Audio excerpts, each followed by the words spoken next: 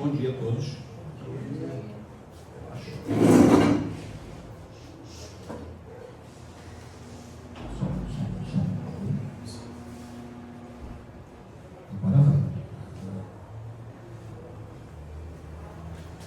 Meu cordial bom dia a todos vocês, um agradecimento pela presença de todos, encarnados e desencarnados que eu não vejo, mas sinto. Agradecer a todos vocês. Às vezes a gente fala que o espírita ele é de sal ou de açúcar, né? Porque quando está chovendo ninguém sai de casa, mas sair de casa num calor desse também não é fácil não, porque hoje está pegando. Hoje uma piscininha bem, uma cachoeira, mas aí o que a gente faz? Nós que estamos procurando nos melhorar, evoluir, a gente vai à casa espírita para aprender um pouco mais. Então não vamos roubar o tempo do palestrante. Vou pedir a dona Joana para fazer a leitura inicial para a gente. Vou botar o microfone para a senhora aqui, para todo mundo ouvir sua bela voz. Moderar as manifestações de excessivo entusiasmo, exercitando-se na ponderação, quanto às lutas de cada dia, sem, contudo, deixar as intoxicações pela circunscrição sistemática ou pela sombra do pessimismo. O culto da temperança afasta o desequilíbrio. Anotá-lo a extensão das suas forças, consultando sempre os corações mais amadurecidos no aprendizado terrestre, sobre diretrizes e os passos fundamentais da própria existência, prevenindo-se contra provável desvio. Em vigilância conservada, desastre, erro. Não, desastre, acerto. Cuidar, persistência, guardar persistência. Uniformidade nas atitudes, sem dispensar possibilidade em múltipla tarefa simultânea, para que não fiquem apenas parcialmente executadas. Inconstância, indisciplina são portas de frustração. Obter-se do mergulho inconsciente nas atividades da caráter festivo, evitando outrossim o egoísmo doméstico, que inspire exceção do trabalho de ordem geral. Muito bem. Obrigado.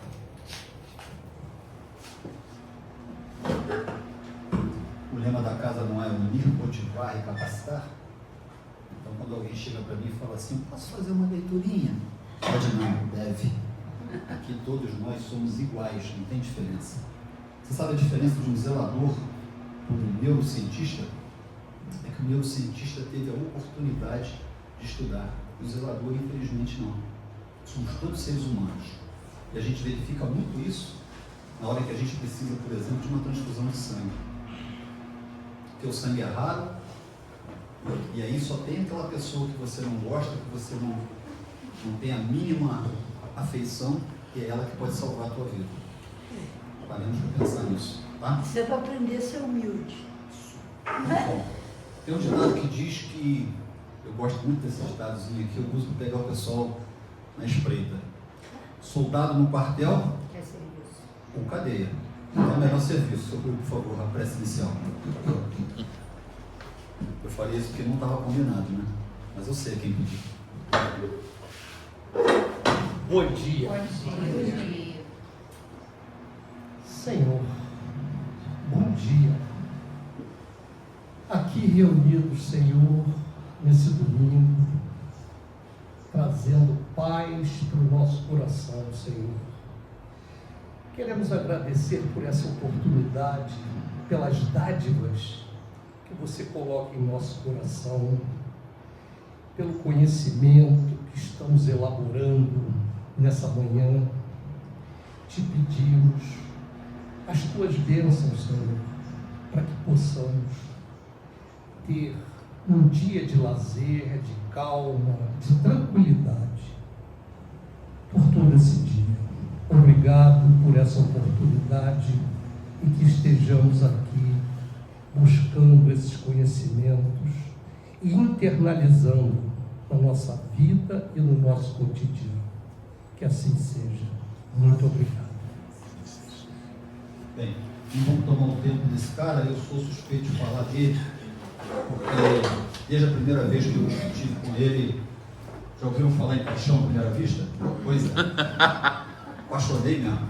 E o pior de tudo que ele me confessou depois, mas já era, né?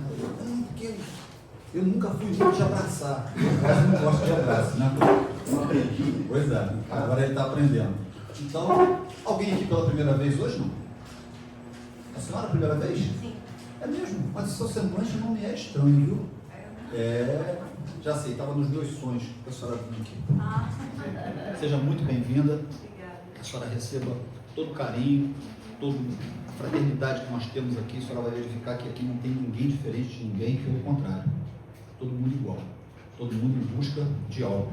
E como a gente está em busca de alguma coisa hoje, as contribuições de André Luiz para a ciência atual. E essa palestra vai ser muito interessante, porque muita coisa que acontece hoje, o André Luiz já falava lá atrás. Tá? Então, Murilo, é contigo. Obrigado. Bom dia a todos, que a paz do Mestre Cristo esteja conosco, assim como a espiritualidade que mantém essa casa, encarnados e desencarnados, nessa manhã linda de domingo. Então esse é o título dessa palestra de hoje. Acho que André Luiz é com Z, né? Com Z. Então é baseado nesse livro, esse livro, o título é Psiquiatria Iluminada, e aqui é o livro da AME Brasil. Hoje eu vou fazer um pouco de propaganda dessa Associação Médica Espírita, vou contar um pouco dessa história. Afasta um pouquinho, tá batendo assim, aqui na... Muito alto. Isso. E o título Psiquiatria Iluminada, então a Associação Médica Espírita, eu vou tentar contar uma historiazinha, mas é considerado o braço científico do Espiritismo. A gente já sabe, o Espiritismo tem essas três braços ou pernas, né? Ciência, filosofia e religião, e Kardec sempre falou dessa indissociabilidade desses três temas, e no Brasil a AME representa isso. Tem uma razão que eu vou contar rapidinho. Então esse livro foi editado pela AME, é bem recente. Então ele é baseado, e até em homenagem à doutora Marlene Nobre, acho que tem figura no final dela aqui, e ela conviveu com o Chico. Então já rapidinho eu vou contar uma história de como que ela entra, né, no Espiritismo e tudo. E é uma homenagem a ela. Ela desencarnou em 2015, e ela talvez, né, o próprio Décio André, que é o capítulo, esse capítulo foi escrito pelo Décio André Júnior, que é um trabalhador aí da Associação Médica Espírita do Mato Grosso do Sul. E ele era muito próximo, gostava muito dela. Desencarnou em 2015, e ela é provavelmente a maior conhecedora das obras de André Luiz quando encarnada, e provavelmente hoje ela já está lá do lado do Chico, continuando com a sua missão, que foi, no meu entender, assim, foi criar essas AMEs. Né? E ela tomou esse nome, está tendo um pouco a Associação Médica, porque tem, além de médicos, tem cientistas, físicos, biólogos e tudo, mas ficou historicamente associações médicas espíritas. E aí a doutora Marlene Nobre criou a AME São Paulo, porque ela é de São Paulo, depois a AME Brasil e a AME Internacional. E elas se espalharam por todos os estados, inclusive tem uma AME aqui que está um pouco desativada, que é a AME Petrópolis, mas tem a AME Carioca, que está praticamente em todos os estados. Normalmente, como nas casas espíritas, são pouca gente trabalhando, geralmente menos de 10 pessoas, mas elas estão funcionando. Né? Mas algumas, como a Rio Grande, a MERGS, né, a AME do Rio Grande do Sul é muito forte, ou a própria AME São Paulo, algumas são muito fortes. A AME do Rio Grande do Sul agora está até conseguindo uma sede própria. E a base de pesquisa dessas AMEs são as obras de André Luiz. E isso foi uma demanda que veio lá da espiritualidade. Então, antes de começar, Eu vou controlando o tempo aqui, vou fazer até um treinamento de falar sem isso, depois eu vou aprendendo com o Valcir. Eu vou fazer uma história rapidinha do Espiritismo, lá quando ele surge com Kardec, lá em Paris, na França, e depois quando essa árvore do Espiritismo é transplantada para o Brasil. Né? Então, o Espiritismo, o ponto inicial é a publicação do Livro dos Espíritos em 1857. Né? Mas, claro, o Hippolyte de Bizarre-Rivaio, né, antes de ser Allan Kardec, ele começou um pouco antes, vamos dizer lá, 1850. Né? Ele teve essa formação em Verdun, na Suíça, uma escola muito famosa, dirigida por um pedagogo chamado Pestalozzi, e ele veio com uma carga, um background muito forte, filosofia e ciência. Essa escola da Suíça, provavelmente existe até hoje, era muito forte nessa formação. E o Kardec teve essa formação, então quando ele chegou e se convenceu desse fenômeno das mesas girantes, primeiro ele desconfiou muito, mas os amigos acabaram convencendo ele de assistir, e quando ele se convenceu que aquilo era um fenômeno, não era uma farsa, e ele começou a desenvolver a doutrina espírita, aí ele trabalhou muito. Só que isso em 1857, ele desencarnou em 1869, então ele teve uma vida curta, né? Na verdade, eu não sei qual era a idade dele quando ele desencarnou, mas foram praticamente 11 anos para construir toda a doutrina espírita, a base, né, os 5 livros do Pentateuco. 65 anos. Até para a época, talvez fosse até compatível, né? Mas, de qualquer jeito, o que aconteceu é que ele trabalhou muito nesses 11 anos e ficou muito esgotado e morreu. Né? Ele desencarnou em 1869. Mas além do Pentateuco, dos 5 livros, ele produziu outros livros, e aquela coleção ali que a gente tem até aqui da Revista Espírita. A Revista Espírita era uma revista científica, e ele publicou praticamente sozinho, eu imagino, talvez com a ajuda da mulher, né? A mulher ajudou muito ele, a Amélie Boudet. 10 anos da Revista Espírita, um exemplar por mês, foram 120 revistas espíritas durante esses 10 anos, e esses artigos formaram a base da própria doutrina espírita. E ele desencarnou.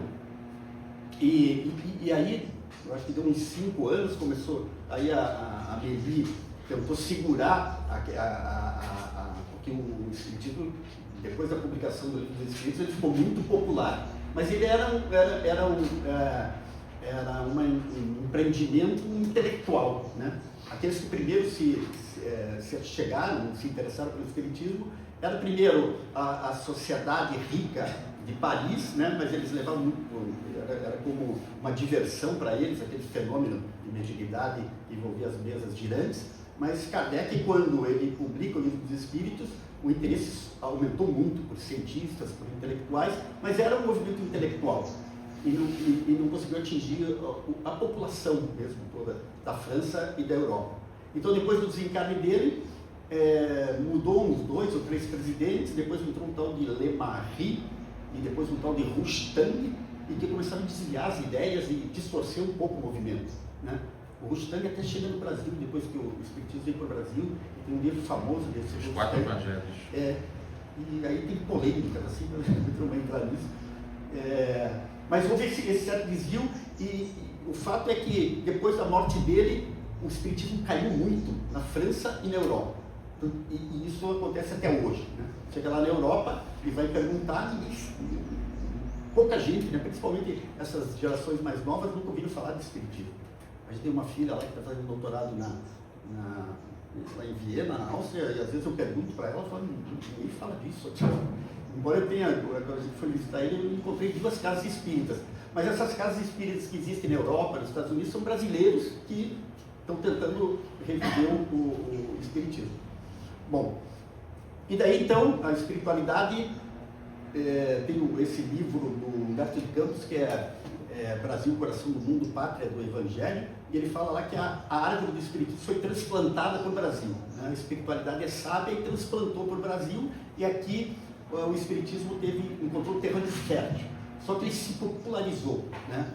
Teve a coisa, o encontro, era tempo da escravidão ainda, os próprios indígenas, negros, e aí entra já as religiões afros, Umbanda, aí Candomblé, e acaba e tendo como base a mediunidade também, o espiritismo acaba se alastrando e ficando popular no Brasil, né? Os historiadores, normalmente, eles falam de 3 fases de espiritismo. Uma de 1860, você vê que é 3 anos já depois da publicação do Livro dos Espíritos, foi rápido, né? Veio para o Brasil e teve uns pioneiros lá. Teve um nome aqui, eu sempre esqueço, é o Teres de Menezes, na Bahia, talvez foi um dos primeiros a começar a formar grupos de estudo espíritas e impacto do Livro dos Espíritos. Então essa fase vai de 1860 a 1880, né? Que é a implantação. Depois vem uma fase que tem um nome bem famoso, que todo mundo conhece, que é Bezerra de Menezes, mais outros, né? Caibá Chútil, Batuíra, alguns nomes bem importantes, Bittencourt Sampaio, que vão consolidar o espiritismo. E o Dr. Bezerra de Menezes é o nome principal. Isso vai de 1880 a 1930. O Chico nasce em 1910, né? E aí, com 17 anos, significa 1927, quase 1930, é quando começa essa fase que vai até os dias de hoje, né? E claro, o nome principal aí é o Chico, pela própria mediunidade dele e das coisas que ele produziu. Ele, com 17 anos, publica, realmente ali, o Parnaso do Além-Túmulo, é um troço assim, livro de poemas, né? Eu tenho lá, eu sempre leio um pouquinho, mas aqui, foi bombástico assim, aquele livro, porque ele publicou poetas brasileiros e portugueses, alguns até da Academia Brasileira de Letras, e o Chico não tinha como fazer aquilo. O Chico era um matuto, né, lá de Pedro Leopoldo. Muita gente desconfiou, né, como é que ele escreveu isso, e ali tem, né, Castro Alves, Casimiro de Abreu, Bittencourt Sampaio, Humberto de Campos, que era da Academia Brasileira de Letras, e vários poetas portugueses. Então o Chico chegando, né, publicando isso, e teve muito impacto. Então nessa fase depois também surge a doutora Ivone do Amaral Pereira, Eurípides Barçanufo, vários nomes, e o espiritismo se consolida no Brasil, depois de Valdo Franco e tudo, e hoje são 4% mais ou menos, né, da população. Então essa é mais ou menos a história. Daí tem uma historiazinha secundária, o Chico era de Pedro Leopoldo, né? Então, uma cidade pequenininha, alguém já foi a Pedro Leopoldo aqui, parece que tem uma excursão, né? Ela provavelmente era pequena hoje, então o tempo do Chico era um ovinho, né? O Chico fazia muito barulho, né? Quando ele começou, principalmente depois da publicação desse Parnaso do Além-Túmulo, e depois vieram os outros livros, a série de Emmanuel e tudo, e do próprio André Luiz. Acabou que Pedro Leopoldo ficou pequeno para ele. Ele começou a ter problema na própria família. Aí tem naquele filme do Chico Xavier, a irmã dele chega para ele: ó, Chico, ou você sai, vai embora, ou a gente vai embora, porque não tem mais condição, né? Muita gente, muita coisa. E aí a espiritualidade, eu acho que encaminha ele para Uberaba, e ele chega lá para fundar o centro Luiz Gonzaga. E aí chegam duas personagens lá com ele para fazer medicina. A doutora Madeleine Nobre, essa, e o Valdo Vieira. O Valdo Vieira estava, acho que um ano adiantado na medicina, na universidade lá de Uberaba, e a doutora Madeleine também, né? O Valdo tinha uma mediunidade muito ostensiva, não chegava ao Chico, mas tinha uma mediunidade muito ostensiva, e a doutora Madeleine Nobre, ela desenvolveu a mediunidade no contato com o Chico, na verdade. E a ideia era eles desenvolverem esse braço científico do espiritismo. Era perfeito, né? Porque o Valdo também tinha uma formação muito boa. O Valdo acaba desgarrando do espiritismo, ele faz uma viagem com o Chico para Nova York, mas aí, não sei, numa palestra daquelas apareceu uma mulher lindíssima e desvirtuou o Valdo e convidou ele a estudar cirurgia plástica no Japão, e ele foi e abandonou o Chico sozinho, lá sem dinheiro, sem nada, sem falar inglês. Mas como a espiritualidade estava do lado dele, parece que isso eu não sei se é lenda, eu já li. Teve um espírito materializado lá que ajudou ele a voltar. Não, disse que parou ele estava andando naquelas ruas de Nova York, ela meio perdido, parou uma limusine, uma mulher riquíssima. E aí parece que ela tinha feito uma promessa que a primeira pessoa que ela encontrasse, ela ajudaria, porque ela teve ela ganhou muito dinheiro, mais dinheiro ainda. E daí o Chico voltou e tal, e eventualmente o Valdo Vieira depois voltou para o Rio de Janeiro, mas ele criou uma ciência, que é a conscienciologia, que sabe, a gente faz uma palestra no futuro.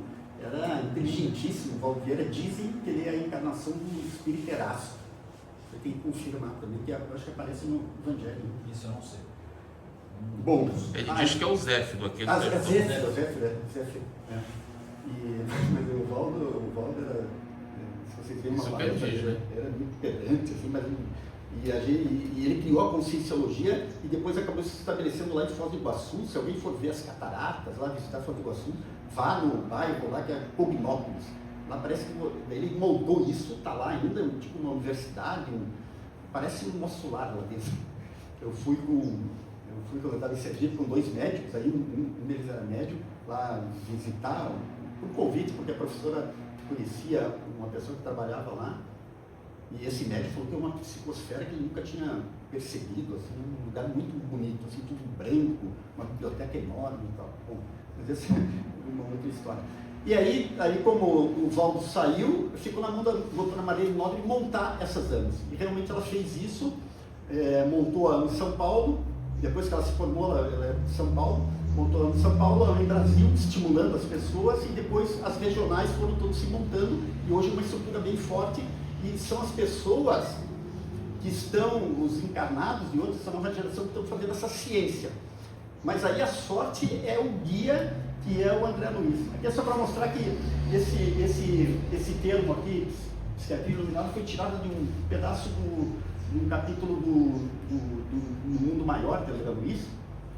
E o André Luiz, aí o Chico começa, em 1944, ele publica o Nosso Lar, começa a psicografar André Luiz, né? Está falando com o Jorge, a fofoca espírita é que tenha sido o Carlos Chagas pai, esse médico importante do Rio de Janeiro, que descobriu a doença de Fofoca Chagas. não, é fato.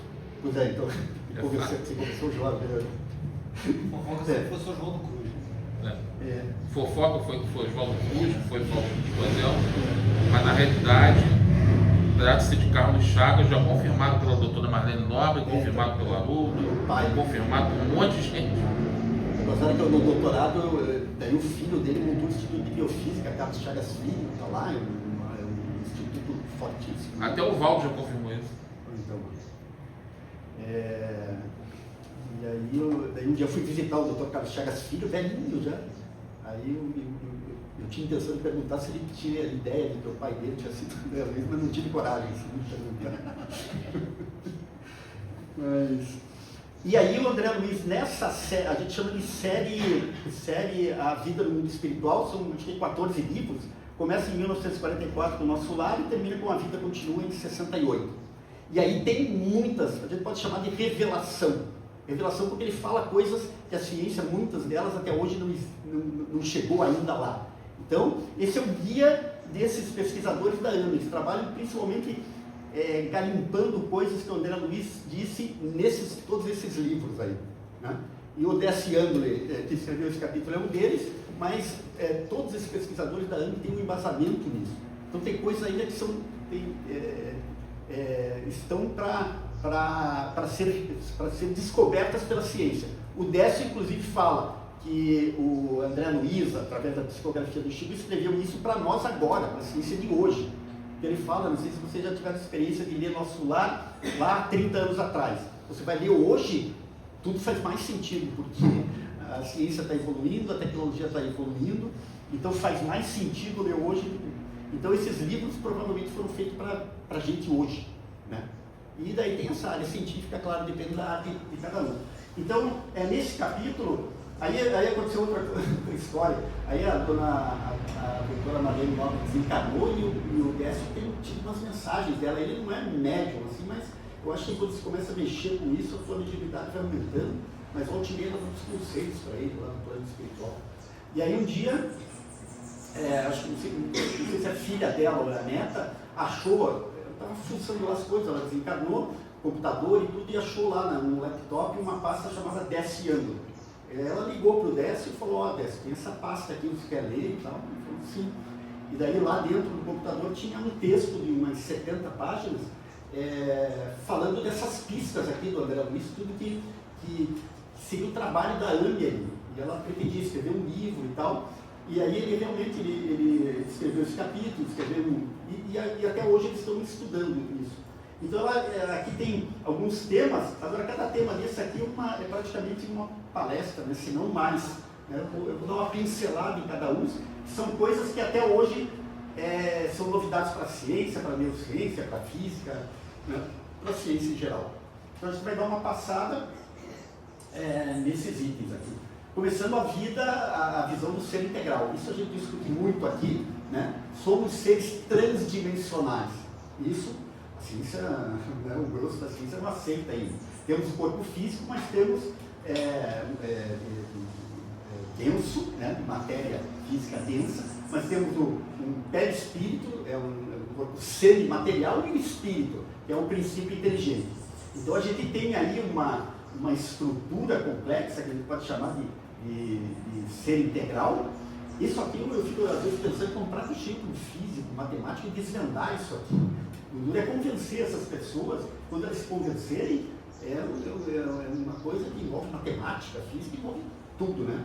Com a física quântica, algumas coisas tem mais sentidos, assim. Então o André Luiz já fala disso em Missionários da Luz, no Mundo Maior, Libertação. Isso está tudo dentro desses livros aí. Veja que eu ponho essas flechas duplas aqui, é uma troca de energia, uma troca de informação, né, entre isso. Isso aqui a gente discute muito aqui, inclusive a origem das doenças, né? Porque tem, por exemplo, o pensamento, a mente, né, a própria consciência, são propriedades do espírito, mas essas propriedades influenciam, através do perispírito, o corpo físico. A gente sabe que isso tem muita influência, inclusive na saúde. Esse aqui eu gosto dessa figura para mostrar. Bom, essa ideia desses corpos nas filosofias e nas ciências lá do Oriente, da Índia, do Tibete, da medicina tradicional chinesa, essas ideias já vêm, né? Essas ideias já vêm sendo reveladas antes do espiritismo, né?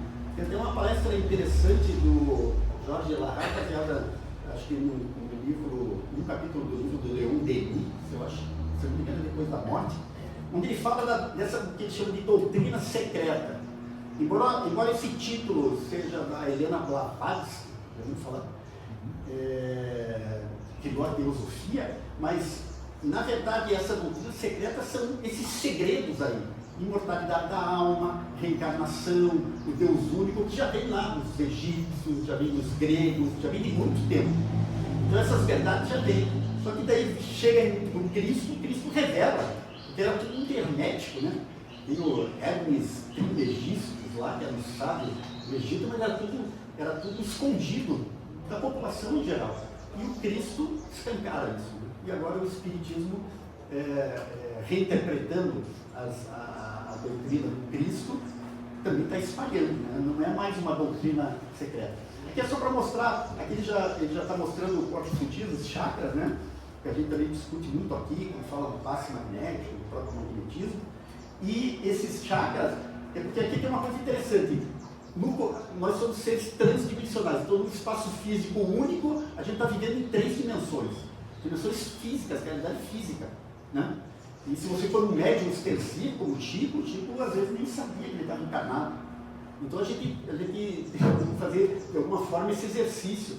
Essas realidades aqui, elas estão no mesmo corpo físico, né? E aqui é só para mostrar que é o sistema nervoso autonômico que regula, é uma parte do sistema nervoso que regula esse, o nome já está dizendo autonômico, ele não está sob o controle consciente, como mexer o músculo da perna, do braço. Ele controla todas essas vísceras, essas glândulas, esses órgãos, e é um encaixe perfeito, né? Então cada chakra desses 7 chakras, essa teoria vem lá da Índia, corresponde a determinados órgãos, né? Então tem esse corpo, até eu perguntei para o Luiz Guilherme, né? Se o perispírito tem órgão, né? O Luiz Guilherme falou, então, e esses órgãos energéticos, na verdade, eles controlam e regulam esse equilíbrio de todos esses órgãos físicos aqui. Então isso tudo, a ciência, ela está começando a se convencer, mas ainda um médico que a gente vai consultar não fala disso, a não ser que seja um médico que já tenha essa visão do ser integral. E lá no André Luiz está, o André Luiz sempre, em cada livro, o André Luiz ele é um aluno, né? Sempre tem um mentor com ele, e ele está aprendendo, são casos médicos que ele vai relatando em todos esses livros. Né? A constituição do ser humano, é isso que a gente está falando, a anatomia transdimensional, ainda ignorada pela ciência, mas já escrita pela cultura oriental, isso que a gente estava falando até agora. E agora isso aqui, às vezes, se você pegar da cultura lá da Índia, é meio complexo, isso aqui vai chegar a um ponto que a ciência vai ter que chegar num acordo. Cada um desses, o budismo lá e mesmo o hinduísmo, tem um nome para esses corpos sutis. Mas são esses, são os perispírito, talvez o perispírito tenha várias camadas, isso a gente tem que entrar num consenso, porque a ciência mesmo, ela não gosta de vários nomes para a mesma coisa. Então eu imagino que no futuro vai ter que ter um consenso disso. Mas de qualquer jeito o André Luiz, ele meio que sintetiza um pouco essa figura, ela explica melhor, mas tem que aqui tem algumas coisas, porque você teria o espírito, o perispírito e o corpo físico, mas dentro desse perispírito, o duplo etérico, o corpo espiritual, que é o perispírito propriamente dito, o psicossoma, e aí tem esse corpo mental, então tem uma discussão, assim, que são mais detalhes, será que o corpo mental é perispírito ou não? Isso vai ter que ser resolvido meio pelo futuro, mas o fato é que existem esses corpos sutis ali, né? E, por exemplo, o duplo etérico é essa transição mais próxima do corpo físico. Então tem que haver, não sei se a Ana, lembro que a gente estava discutindo aqui num estudo que a gente está fazendo na terça-feira, o Luiz Guilherme está falando dos 5 sentidos, né? Visão, audição, A neurociência, a fisiologia, mais ou menos, ela não resolveu tudo, mas como funciona a visão? A gente sabe, a luz entra pela retina, depois vai pelo nervo óptico e é processada aqui em algum lugar. Eles não sabem tudo, mas o mapeamento está mais ou menos assim, o cérebro é dividido, por exemplo, essa área, essa occipital aqui está envolvida em visão, essa aqui mais em audição, isso tudo está meio mapeado. Mas o problema é o início, você se dá o comando, eu vou levantar a mão. O comando vem de uma função, o meu pensamento, que é do espírito. Então tem que haver uma transição energética entre o que é imaterial e o que é material. Como chamou?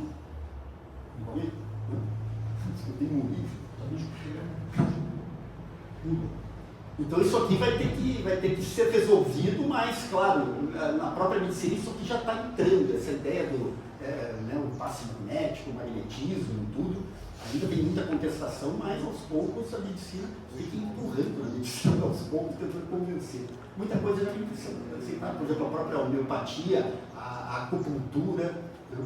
A homeopatia, a diluição é tão alta que você não tem princípio ativo, e, sei lá, quem tem experiência com homeopatia diz que funciona. Né? Então tem que estar envolvido nesses corpos sutis que a gente chama. O pensamento também é uma coisa, os livros do André Luiz falam muito do pensamento, né? Então, por exemplo, Einstein e a relação matéria, o Einstein falou, matéria é energia, né? Então a equação do Einstein, energia é igual a matéria, e daí tem a velocidade da luz, depende da velocidade dessas partículas, né? Na matéria física densa no nosso corpo, a velocidade é abaixo da velocidade da luz, então é matéria. Mas, provavelmente no perispírito, o ectoplasma, essas coisas que a gente não vê, a velocidade de vibração é supraluminar, né? É maior que a velocidade da luz. Então, e André Luiz já falava isso, né? Então, e essa pergunta, qual a natureza e a fisiologia do pensamento, a neurociência não sabe. O pensamento é uma propriedade do espírito. A neurociência diz que é algum lugar do cérebro que gera, né? Isso não está certo. Então isso tem que ser equacionado aí, ser dotado. E a física quântica tem, de certa forma, possibilitado uma análise mais precisa, assim. A compreensão dos mecanismos que explicariam... então, esse aqui é outra coisa, porque André Luiz fala muito dos efeitos. Então, a gente estuda no Espiritismo, principalmente em André Luiz, que o pensamento são partículas de pensamento que vibram numa velocidade maior da luz. A neurociência, ou a ciência, nunca mediu a velocidade do pensamento. Até mede a velocidade da luz, parece que tem partículas que já a física demonstra que tem uma velocidade maior que a da luz. Mas o pensamento não. Então, lá... Só um adendozinho. Pode falar. A ciência diz que nada pode ter uma velocidade maior que a luz. Nada que tenha massa Nada que pode tenha ter massa, uma velocidade maior do que a luz. Não. O pensamento é um atributo do espírito. Por isso que o pensamento não tem, teoricamente, não tem massa. É um atributo do espírito. Por isso que ele pode se colocar em qualquer lugar do espaço-tempo, no universo, porque ele não tem massa. Ele pode viajar acima dessa velocidade porque ele não tem massa. E outra coisa é que o pensamento, ele funciona como uma onda, não sei se É uma onda. Ele faz vibrar no fluido cósmico, ele tem.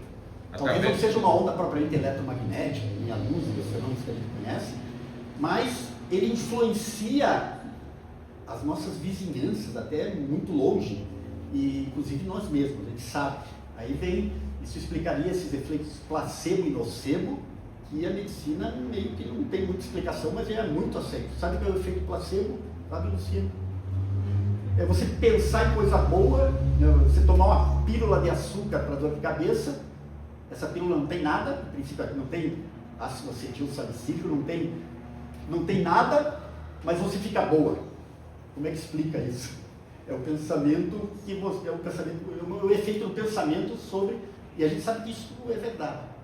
E por outro lado, o nocebo, se você tem maus pensamentos, você adquire doenças, né? Mas isso é uma teoria lá da farmacologia, das teorias que a gente aprende lá da fisiologia, não existe. E, consequentemente, as doenças chamadas psicossomáticas, isso já entrou na medicina, né? Inclusive, tem essa disciplina complexa hoje, que se aprende, que é a psico-imuno-neuroendocrinologia. Quer dizer, a parte psíquica, que é mente imaterial, influenciando os neurotransmissores, o sistema imunológico de defesa e o hormonal, tudo, né? Então, o poder da mente, que a gente aprende no Espiritismo, pode equilibrar todos esses sistemas, né? Tem muitos cientistas que eles estão assim, indo contra a física quântica, porque a física quântica ela está indo de encontro à parte espiritual mesmo, ela está indo para comprovar isso. Uma resistência. E o pior é que esse ângulo afirma com todas as vezes, o André Luiz nunca errou, né? Então, ele inclusive falou numa publicação dos erros de André Luiz, eu não sei se você já ouviu. Eu vi uma vez. Isso, eu vi um artigo uma vez, que tem uns 15 anos esse artigo, com erros, supostos erros de André Luiz, que eu mesmo vi que depois que o cara apontou erro lá, que foi descoberta depois do que ele falou e que mostrou que na verdade estava certo. Então não tem nada que ele tenha falado que esteja errado. Se tiver que apostar, aposte no André Luiz, mesmo que hoje em dia ainda não está comprovado. Tem coisa que ele falou para o futuro ainda, que a gente está então, falando. Para a ciência ainda não é nem para hoje. Mas de qualquer jeito a AMB está fazendo esse papel, ela já tem um grupo de estudiosos, de cientistas, né? Um exemplo aqui, o Alexander Moreira Almeida, aqui de Juiz de Fora, que tem feito um trabalho, o último é uma coisa muito interessante ali, não sei se vocês ouviram falar dessa mulher, uma Lola, do interior de Minas Gerais, que viveu 60 anos se alimentando só de hóstia, nem água, e com uma saúde perfeita.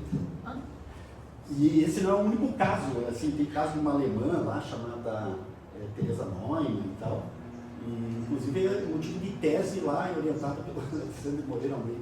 Então tem coisas que realmente a gente ainda não compreende totalmente, né? Como que o corpo vai viver, quer dizer, carboidrato, a hóstia, nada de carboidrato, sem proteína, sem minerais, sem nada.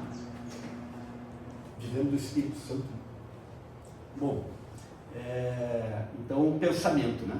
Então, em vários livros, e tem essa obra de Emmanuel. Outra coisa, o Emmanuel fala, o conceito de saúde de Emmanuel é a completa harmonia da alma.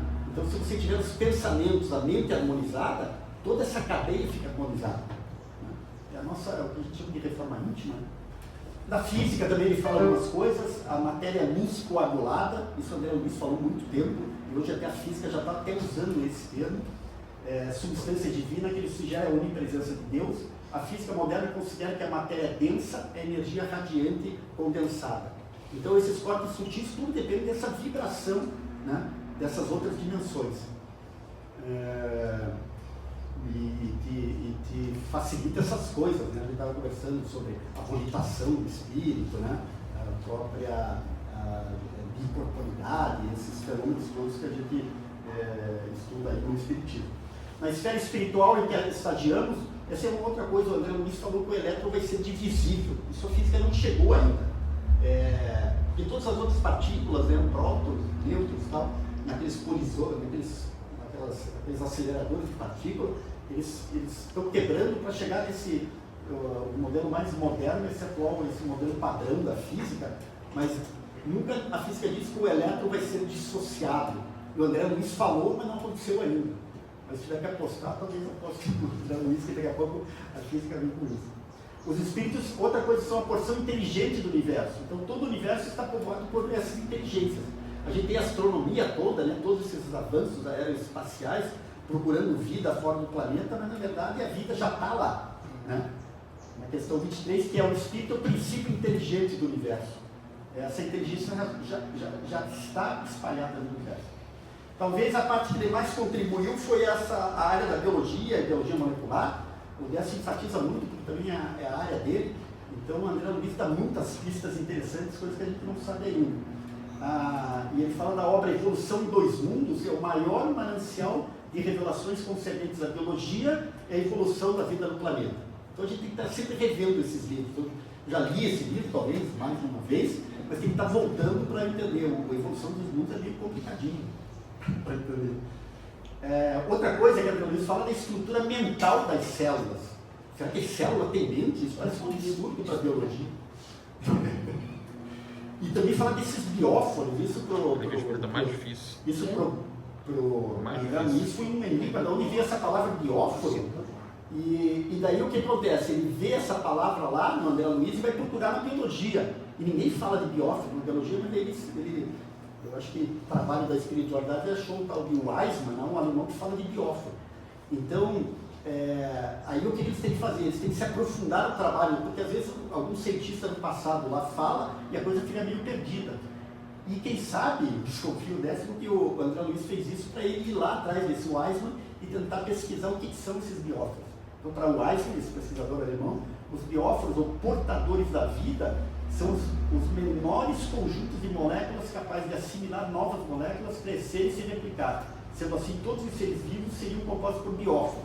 Seriam unidades de energia, talvez como fonte do espírito, né? E que vão contribuir para essa conexão, essa informação que vem lá do espiritual, pé espiritual, para o corpo físico. Então, todos os seres vivos serão compostos por bióforos, aos quais o duplo etérico se liga na encarnação e se desliga na encarnação, ou seja, molécula a molécula.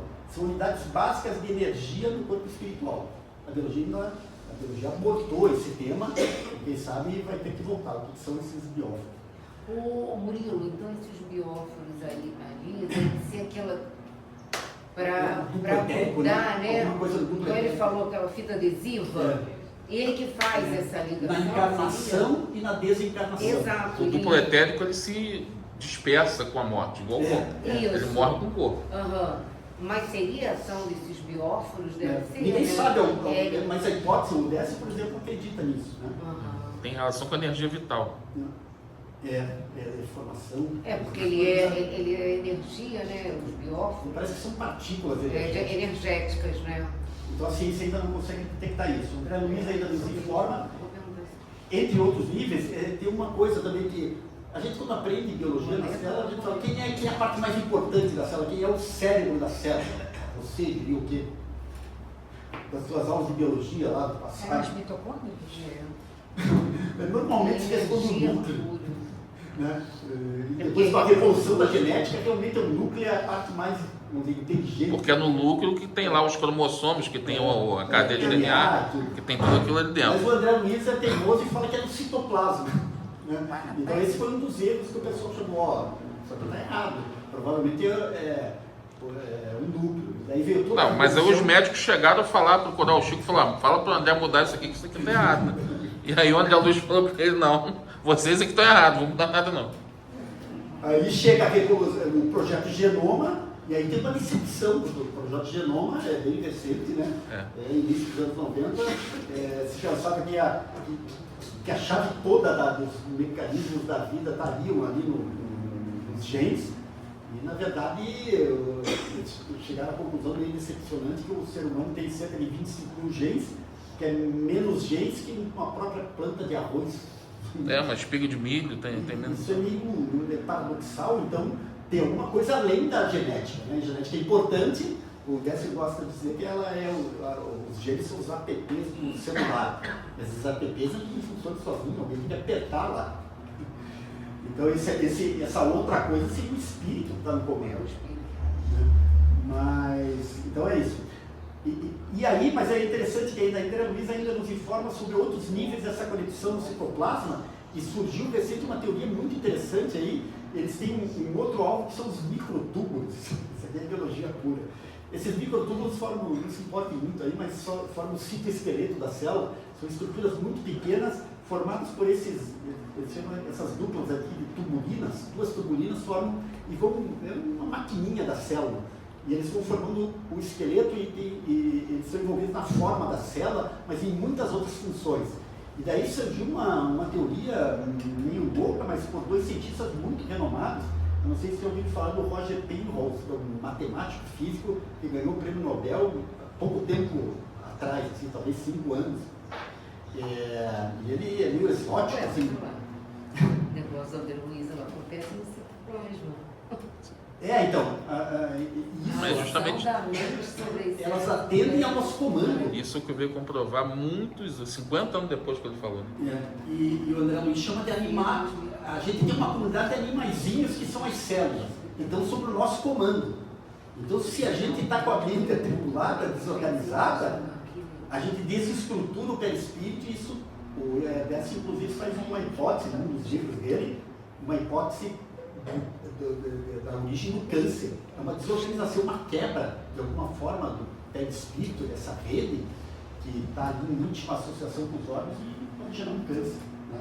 Principalmente se você tiver um monoideísmo, uma ideia crônica, se você for muito pessimista e tudo isso. Mas isso são coisas para a medicina, né, e a ciência nessa área encontrar. Então, esse Roger Penrose, eu vejo, assim, ele é um matemático físico, ganhador de prêmio Nobel, mas ele se meteu com um anestesiologista americano, esse Hameroff. O anestesiologista é meio mágico, assim, ele controla a consciência. Então, ele vai fazer a cirurgia, ele te dá uma dosezinha, você dorme na hora, você perde a consciência. Né? E aí ele tinha já umas hipóteses de que esses microtúbulos seriam uma sede da consciência. Isso é uma teoria, que hora complicada, assim, não vale a pena, mas quem sabe já é um indicativo de... E os microtúbulos estão no citoplasma. Exato. Aí, então, essas consequências clínicas, uma hipótese sobre o câncer, se vocês puderem, então o Luiz Guilherme indicou, Décio André, assim, os livros dele são meio muito científicos, mas ele costuma publicar um livro científico e um mais sobre a vida em geral envolvendo o espiritismo. Ele vai alternando, mas as palestras dele são muito boas. Quem tiver oportunidade, interesse, entre qualquer palestra dele, ele é muito... Já vi todas, eu acho. Bom demais. Como é que é o nome? Décio. Ele é um gastroenterologista, cirurgião, ele está em Mato Grosso do Sul. Ele é paulista, mas há muito tempo mora em Mato Grosso do Sul. Ele fundou lá a ANI, Mato Grosso do Sul. E ele foi muito amigo ele é muito amigo da doutora Marlene Nobre. E outro aspecto, ele não é de família espírita, nada, ele entrou no espiritismo via ANI. Então já existia a ANI. Eu meio fui assim também, assim, eu fui para Sergipe, comecei a frequentar essa ANI em Sergipe, isso era bem menor, mas ele já entrou na ciência. E aí ele começou, hoje ele é palestrante e tal. O espírita não é gratuitamente. Às vezes o Google grava. Bom, a glândula pineal, aí esse aqui é um mundo à parte, assim, mas em Missionários da Luz, ele antecipou muita coisa da glândula pineal. Muitas delas ainda hoje não se chegou. Então o André Luiz falou isso lá em 45. A melatonina, que hoje é considerado o principal hormônio da pineal, que controla basicamente o ciclo sono-vigília, é aquele, sei lá, você vai fazer uma viagem de avião para o Japão, você toma um pouco de melatonina, ou você tem um problema de sono, né? Ela se espalhou aí, mas na verdade os estudos vêm mostrando que a melatonina está envolvida em muita coisa, inclusive câncer, mas o André Luiz já antecipou isso há muito tempo, inclusive eles publicaram nessa revista, que é uma revista bem conceituada na área de endocrinologia, um artigo sobre o que o André Luiz preveu, sei lá, uns 50 anos atrás, sobre a pineal e que a medicina, ou a neurociência confirmou. E esse artigo foi aceito, esse artigo é muito difícil, né? Às vezes você tem que mostrar, se você for falar em reencarnação, você tem que mudar um pouco a palavra, e a revista aceita, mas as revistas são muito críticas a esse tipo de coisa, mas aceitaram sem revisão, né? Então aí o Décio brinca que é a primeira vez que o Chico Xavier entrou no PubMed. O PubMed é um banco de dados na área da medicina. Então, e daí ele fala, esse artigo fala muito mais da mediunidade do Chico do que da pineal, por essa antecipação que o Adriano Luiz fez. E todas essas coisas aqui, o Adriano Luiz fala muito da pineal, principalmente no Missionários da Luz. Ele falava na época que a pineal era considerado um órgão assim, que não tinha função. Basicamente, a ciência não sabia para que servir, era alguma coisa que achava que era atrofiada, que ficou lá da evolução da espécie. E aí ele falou nitidamente assim que ele secretava um hormônio que controlava funções, e isso foi, ele falou isso uns 15 anos antes da melatonina ser descoberta. E outras coisas, regula a emoção, ela regula inclusive as duas principais glândulas do sistema nervoso, que é a hipófise e o hipotálamo. Hipófise e hipotálamo controlam tudo, todas as outras glândulas. Mas ele diz que a pineal é ainda mais importante. E daí tem toda a história da glândula que faz a conexão com o mundo espiritual e a mediunidade, né? E de alguma forma, e agora saiu um artigo, acho que tem uns 2 anos aí, sobre os médiums, eles têm uma genética, alguns genes, uma dezena de genes diferentes da população em geral. E esse foi o pessoal da AME também, de São Paulo. Só que essa pesquisa ela vai mais longe, assim, né? Saber o que esses genes fazem e tal, mas eles viram que realmente nos médicos tem alguma coisa diferente e talvez afete a pineal deles. Não, mas a pineal do Chico tem mais cristais, não é? Isso o Luiz Guilherme falou. Ela é mais desenvolvida e tem esses cristalzinhos. E tem esse Sérgio Felipe Oliveira, mas Esse não sei se está totalmente. Felipe. Ele fez o mestrado dele na USP, ele fez microscopia eletrônica na pineal e viu esses cristais de apatita. Mas ainda não está definido isso, mas é uma hipótese, né? Tudo começa com uma hipótese. Bom. Isso aqui a gente, não sei se vocês lembram, eu falei dos 3 andares da casa mental, né? Então isso aqui também foi antecipado de uma pesquisa depois que o Paul MacLean, que é o pesquisador americano, revelou esses 3 andares da casa mental, a gente discutiu, né? Então aqui está envolvendo evolução orgânica e evolução espiritual. Porque cada andar dessa casa mental, ele, por exemplo, o primeiro andar, que é essa parte mais do tronco cerebral, controla o nosso subconsciente e tem a ver com o nosso passado. Então a gente guarda o nosso passado, claro, e a reencarnação meio que corrobora isso, né? A teoria da reencarnação. Depois o consciente seria o córtex motor, mais nessa área aqui, né? Nesse segundo andar. E no terceiro, o terceiro andar da casa mental seria o futuro, né? Aquilo que a gente está construindo no segundo andar para o futuro, né? Inclusive ele fala de neurônios que ainda estão esperando ser estimulados, né? Então a gente tem que fazer esse trabalho aí para o futuro mesmo, que é o futuro. E então a evolução, tanto a evolução espiritual quanto a orgânica continua, né? E pode falar. Murilo, uma pergunta. Na parte do primeiro andar do cérebro que tem a tal da amígdala, que é onde são guardadas por aqui, né? A amígdala está por aqui, em algum lugar. Aqui não dá para ver bem, é a sede das emoções. É onde se guarda todas as informações que a gente não se recorda. Da memória também está aí, mas aí a amígdala é hipocampo, né? O hipocampo é uma série de memórias, eles estão aí,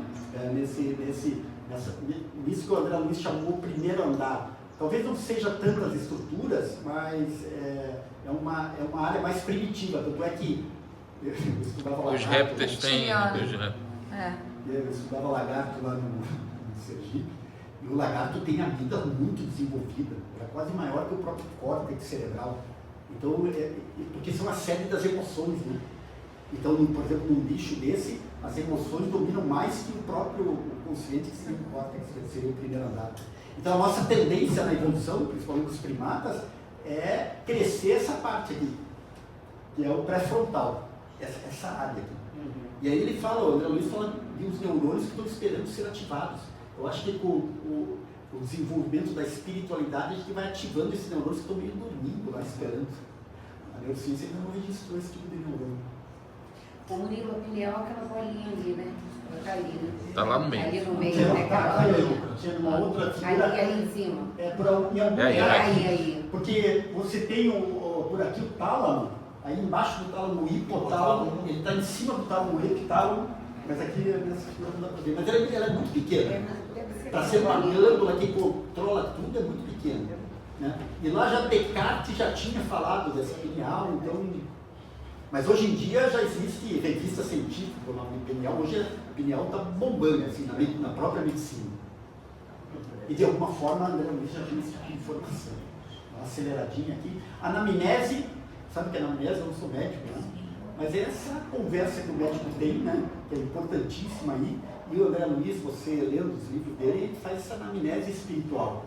Em vários desses livros, falam da medicina integral praticada no plano espiritual. Então, tudo que acontece primeiro no plano espiritual, depois é levado para cá, não é daqui para lá. Tudo, até em termos de tecnologia, tudo desenvolvido lá e depois vem para cá. É interessante. E eu imagino que esses cientistas que desencarnam aqui, eles continuam lá fazendo ciência. É muito interessante.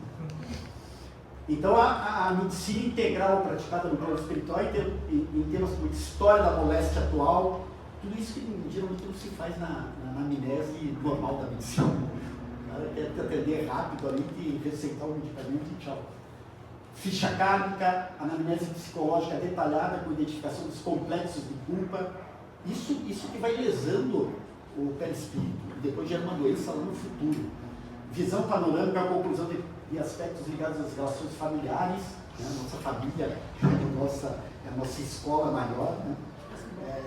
Quer dizer, as pessoas que estão com a gente ali, que já tiveram relação provavelmente, sabe?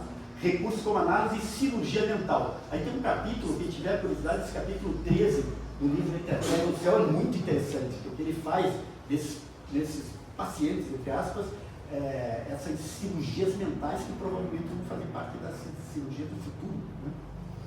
Muito tem se avançado e a anamnese espiritual já está sendo ensinada em alguns cursos de medicina. Esse Harold Kelly é o maior americano, né, da Universidade de Duke. Essa universidade é top de linha nos Estados Unidos, sobre esse assunto de saúde e espiritualidade. Isso já está incorporado nos cursos de medicina nos Estados Unidos e vários cursos aqui no Brasil. Né?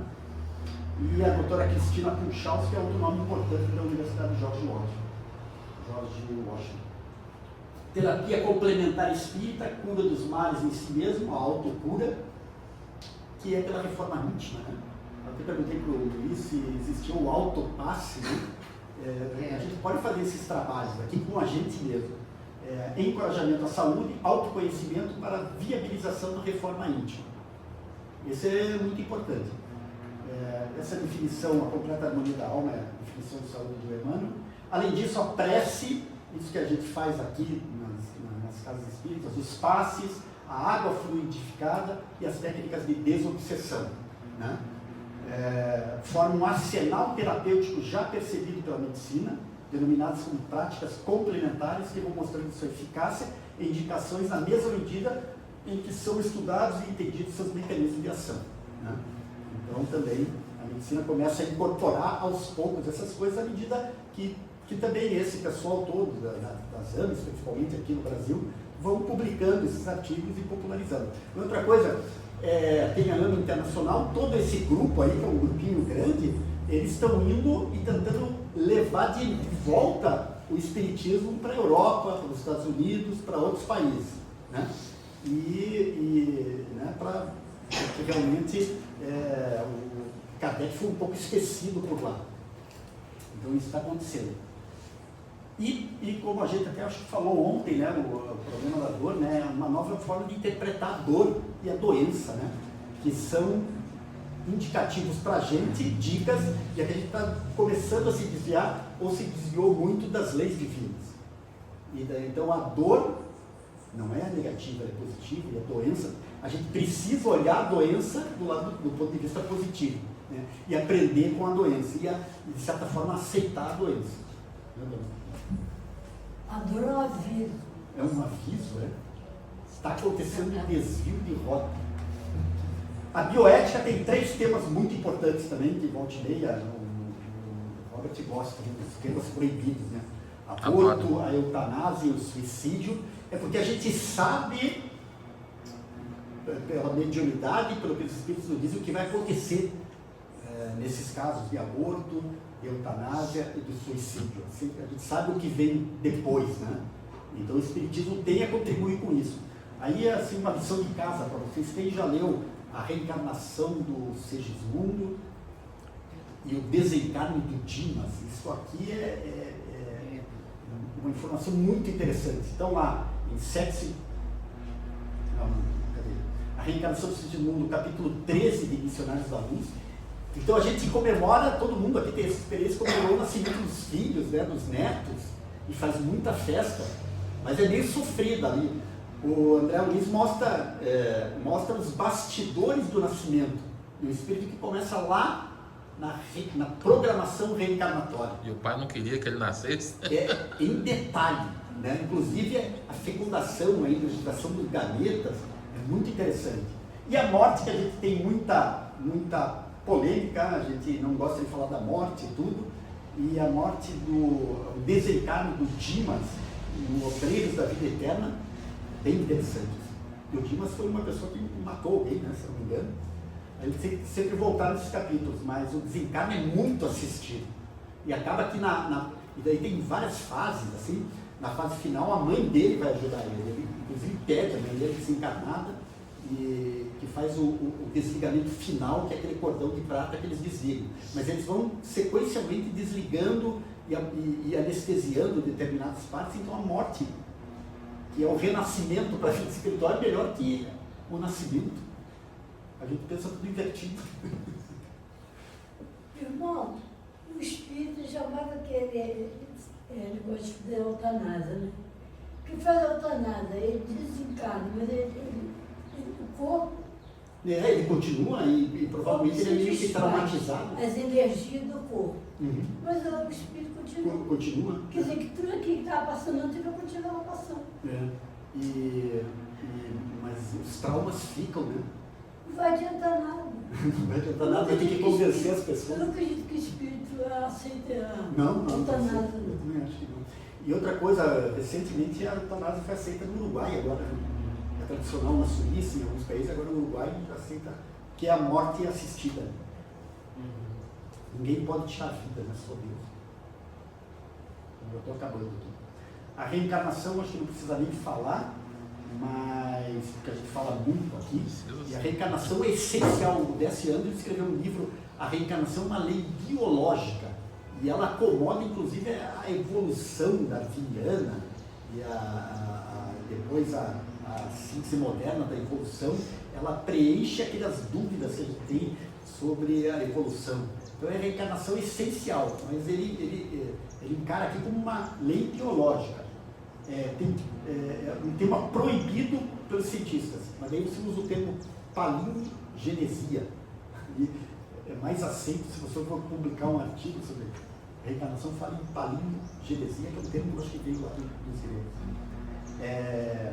Então tu vem como esse termo está na Bíblia, inclusive. Na Bíblia. Então, em vários livros aparece isso. Então, o D.S. Andrews conclui nesse capítulo, desse trabalho que é basicamente da doutora Marlene Nobre, estamos diante de um tesouro incomensurável, essas 14 obras de André Luiz. Então, talvez não seja de propósito que ele deixou para essa geração aqui estudar. E trabalhamos sobre ele diuturnamente com a intenção de clarear os objetivos e facilitar os caminhos do entendimento da vida e do mundo espiritual, que estão lentamente sendo descortinados pela razão e pela lógica, isso é, pela ciência. A própria ciência vai descortinar isso, né?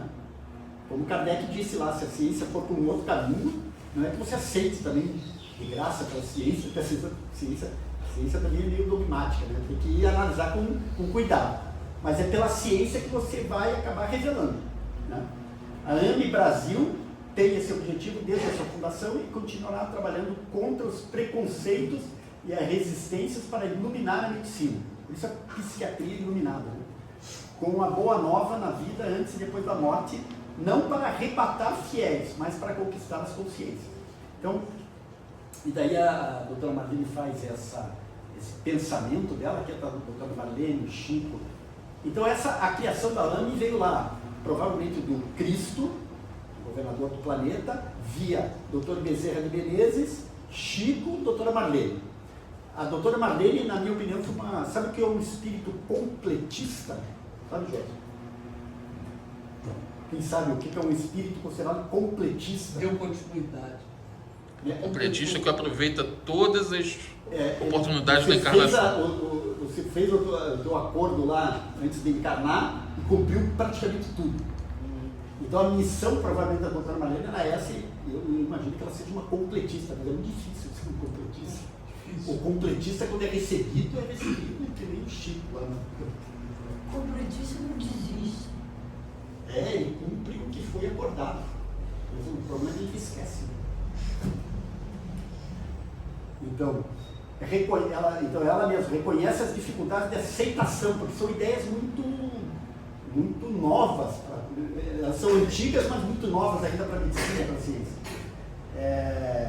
Uma vez que a ciência terrestre não tem por norma admitir ou consultar diretamente as picadas abertas pela fé. Não acreditam na espiritualidade de modo geral, mas está mudando. Embora muitos dos seus gênios, né, ela fala de gênios do passado, como o próprio Descartes, sei lá, o Kepler, todos esses cientistas, né, que antes eles trabalhavam com a espiritualidade também, né, e isso teve uma mudança, né, principalmente aí no século XIX, né. Embora muitos dos seus gênios tenham se utilizado da inspiração, que é divina, para traçar teorias monumentais que mudaram o rumo da vida planetária. Embora vicejando de forma oculta, os caminhos da fé nunca deixaram de determinar o desenvolvimento e evolução dos seres humanos. Né? Então é isso. E por trás de todos está o governador do planeta. Então, pessoal, obrigado para vocês. E até a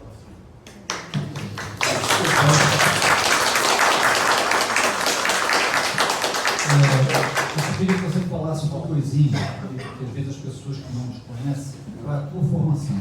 Então, a minha formação é de biólogo, né?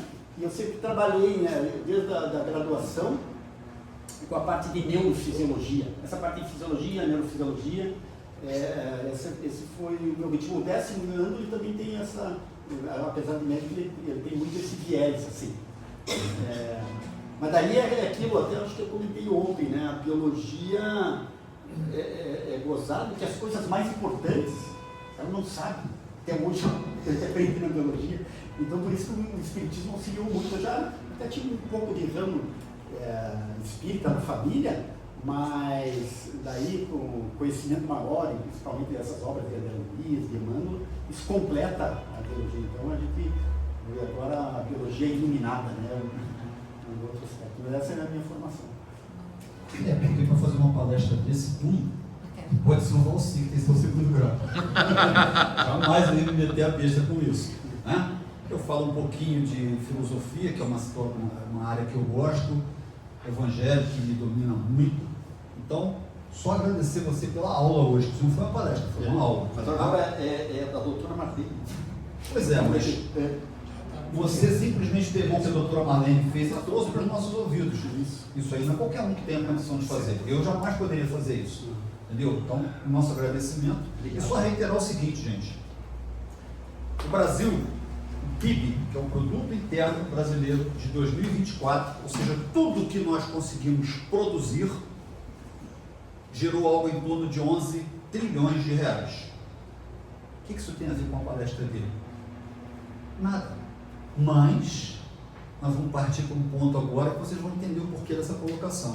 As Big Pharmas, ou seja, as grandes indústrias farmacêuticas, faturaram, no mesmo período de 2024, 22 trilhões de reais. Você acha que a Big Pharma está interessada que o Espiritismo venha esclarecer alguma coisa? Claro que não. Esse sistema não é fácil, gente. A gente briga com ele todos os dias. Tá? A título de curiosidade, só para, enquanto ele ia falando, eu ia aqui digitando para ver. Ó, a gente tem que dar respaldo ao que nos é passado. A mulher que viveu se alimentando apenas de hóstia foi Floripes Dornelas de Jesus, conhecido como Lola. Ficou paraplégica aos 16 anos e a partir de então teria sobrevivido por mais de 60 anos, alimentando-se apenas da Eucaristia, sem precisar comer ou beber. Ela viveu uma tese doutorada assim, pela figura disso. Ela caiu da Jabuticaba, quando era nova. Isso, exatamente. E aí me veio à cabeça também algo que eu vi na internet um tempo atrás, vim aqui para pesquisar, só para dar uma floreada sobre tudo que foi falado hoje.